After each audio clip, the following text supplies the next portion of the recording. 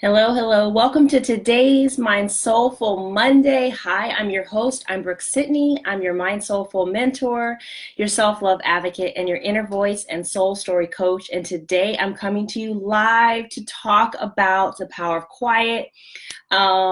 We have been discussing the power of quiet really for like the past month and a half, and I've gone through and given you all these amazing benefits of why you should be taking some time during the day to get quiet, however that looks for you.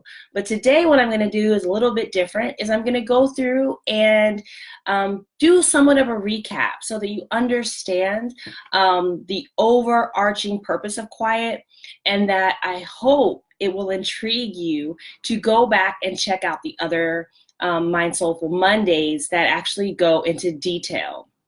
So for those of you that are new to me, hi, my name's Brooke-Sidney. Again, I'm your Mind Soulful mentor, your self-love advocate, and your inner voice and soul story coach. And I really help people change their lives by changing the way they feel about themselves through self-love, and the way that they feel about their entire life, really, so that they can love the lives they are presently living. That's the key. We're not waiting until tomorrow to love our life. We're not waiting to go to a far off place. We're going to experience love for ourselves and our life in this particular moment. And I help people do that on a daily basis with all my Mind Soulful tools. And just so you know, September 1, a new Mind Soulful membership circle bundle is coming out. I'm not going to tell you what it is, but definitely still sign up. Sign up now while the founding membership rate is still available. Last month's bundle was all about meditation. So again, this is the place if you really want to get serious about transforming your life, transforming your mind, loving yourself and the life you're presently living. So today, I'm doing what I'm calling a recap on the power of quiet. So in the beginning of this entire discussion, I told you that quiet really brings us clarity.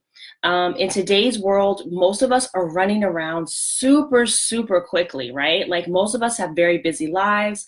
A lot of us are parents. I'm a single mom. I say an indie mama of a 4-year-old, and I also am an entrepreneur. So I am on the go all the time. And it's really hard, I feel like, to know what's the best thing that I'm supposed to be doing. So being quiet, stopping, pausing, doing some Mind Soulful practice, be it meditating, prayer, journaling, all of these sorts of things, which you can learn more about in the membership. They are there to help bring us clarity about our next best thing, about our lives, what is truly going on. The second thing that I discussed, which goes hand in hand with clarity, is really the power to hear your own thoughts. Similar to why we're going. A lot of us have very loud and noisy heads, right? Our mind is constantly working, right? And with that means it's constantly creating new thoughts, as well as bringing up old thoughts, limiting beliefs, things that have been passed down to us. It's all sitting in there. And so as we're moving through life and we're going around and interacting with new people and old people, things come up. We get triggered. We start thinking about a lot of different things. But it's hard for us oftentimes to hear our own thought. And by us sitting down or finding some other sort of meditative or Mind Soulful practice, we're able to then hear our own thoughts. And there's so much value in hearing our own thoughts. We can't become centered if our centered is all the way out there, or if our center is someone else's business or someone else's life or someone else's thoughts. So the second major thing is that you can hear your own thoughts. The third thing is very similar to that, in that it's bringing you back to yourself, and that it helps you to see how you're feeling. So thoughts and feelings, they're not the same thing. They are indeed connected, but they are not the same thing. And very similar to the way that our minds work, the thoughts that we have affect the way that we feel, and the feelings that we have affect the way that we think. So if we can't get clear on what we see and what we think and what we feel, we're walking around disconnected from ourselves, disconnected from spirit, and disconnected from our truth. We're not living in our highest way. Our feelings and our thoughts also really help us anchor into the things that we really want to do, the things that we want to be experiencing in the present moment. So it's so important that we have a quiet practice that, again, brings us into alignment, brings us clarity, helps us hear our own thoughts, and help us see how we're feeling. The other thing that I think that I talked about, I think it was either in the third or the fourth one, is just the importance of having a period of slowdown and a period of reflection. And so getting quiet allows us to slow ourselves down. We can do our breath work. We can get really centered by getting out of the frenetic and fast pace that is a lot of our lives. A lot of us don't have the luxury of living a slow-paced, life, but we can have a mindful life. We can have a mindsoulfulness life when we do make intentional decisions and choices to slow down and create spaces to reflect.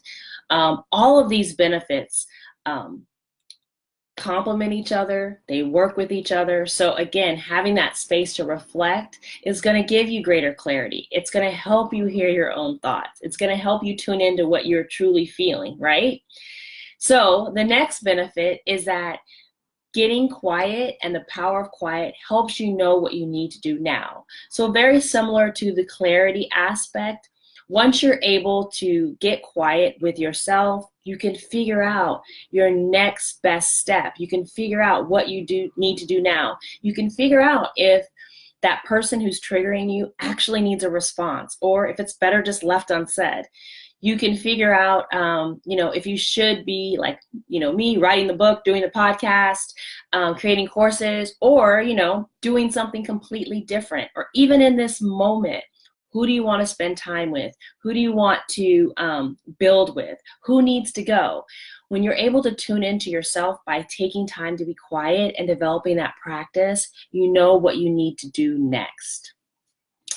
Very similarly, the next benefit, which I discussed in depth, I would love for you to go back and rewatch those videos, is it helps you not be so reactive. Again, bringing in what I'm calling the power of the pause, which is part of being quiet, allows you to not get caught up in habitual ways of being, habitual ways of thinking and responding. It allows you to choose the way that you want to respond. For me, this has been amazing in my life, amazing in my life.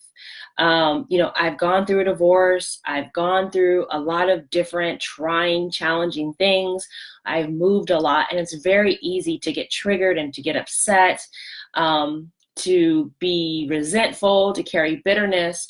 But by having my MindSoulful practices and by having the power of quiet, I was able to stop myself literally and be like, wait, is this how I want to react? Am I choosing to react, or am I reacting out of habit? Am I reacting out of a habitual pattern with a particular person? Or is this who I am showing up right now and who I am choosing to be in this moment? And having a quiet practice allows us to do that. And then the last thing that is a really big and obvious, I think, benefit of being quiet is it helps you with alignment. It helps you stay in alignment with, to me, what spirit put you here to do, your God-given divine spirit purpose, your dharma, if that speaks to you. It's what you are here to do. Each of us have something special that we're here to do. It could be career-wise, it could be family-wise, it could be creative-wise, it could be all of those things. But there's something here that's special for us to do. So we have to be able to come back to ourselves, tune into ourselves, and tune into our spirit to stay aligned with the life that we are designed to live. And I believe that brings greater flow, greater ease, greater abundance, greater joy when we are living in alignment with our truth, okay? And I'm going to give you one last thing. It's a bonus. This is a bonus benefit of being quiet and having a quiet practice and some of these mind soulfulness tools is that it saves you time, right? We can waste so much time on things, people, relationships, projects that are not in alignment with us. But when we take the moment and take the time to figure out the clarity, hear our thoughts, understand our emotions, see if it's in alignment with us, see if it's the next best step, guess what? We don't waste time. We save time. So I always tell myself when I'm having trouble meditating, like, oh, I need to go be doing something else. There's 20 million other things on my to-do list. I then remember and remind myself that this particular practice helps me save time and helps me use my energy and my resources and my heart and everything for my greatest good right now. So those are the benefits of the power of quiet. I would love to hear your thoughts on them. I would love to hear if you've experienced those benefits. If you'd love to learn more about going more in depth with a quiet practice and a lot of my mind soulfulness practices and tools, check out my Mind Soulful membership circle. It's still available at a founding members rate, so check it out before it goes up because it's going up soon. But definitely like, love, share, tag a friend, and I will see you guys tomorrow for your Mind Soulful Minute.